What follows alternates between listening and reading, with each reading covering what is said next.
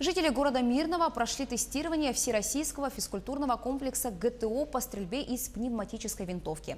Это событие организаторы объединили с первенством города по пулевой стрельбе среди трудовых коллективов и всех желающих. Подробности в сюжете Марфирины Алексеевой. Это двойное событие радует еще и тем, что впервые за 1,5 года заработал тир.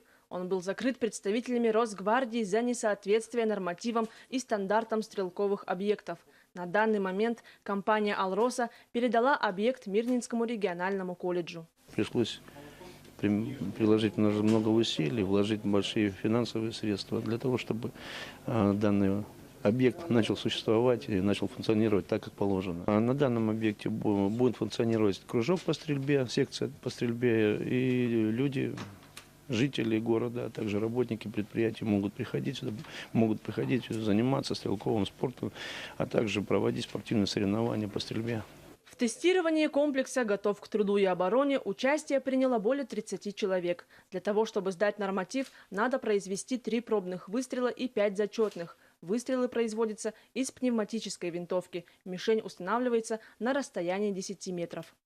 В первенстве по пулевой стрельбе участие приняло 9 команд и 28 личников. Всего около 60 человек. Мы пообщались с коллективом Мирнинского театра, которые впервые решили принять участие в соревновании как команда. Для меня это часть моей жизни. Я люблю стрелять.